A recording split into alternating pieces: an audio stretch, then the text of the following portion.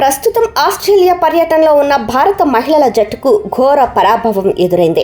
పెర్త్లోని వాంకా స్టేడియంలో జరిగిన ఏకైక డే అండ్ నైట్ టెస్ట్ మ్యాచ్లో టీమిండియా 10 వికెట్ల తేడాతో దారుణంగా ఓడిపోయింది. భారత్ తన రెండో ఇన్నింగ్స్లో 149 పరుగులకే ఆలౌట్ అయింది. దీంతో ఆస్ట్రేలియా ముందు కేవలం 25 పరుగుల స్వల్ప లక్ష్యం నిలిచింది.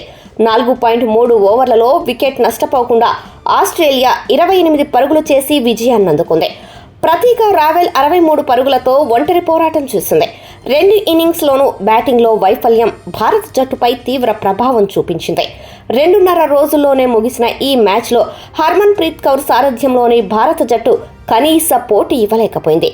ఇక ఈ మ్యాచ్తో ఆస్ట్రేలియా ప్లేయర్ అలీసా హీలీ తన అంతర్జాతీయ క్రికెట్కు వీడ్కోలు పలికింది.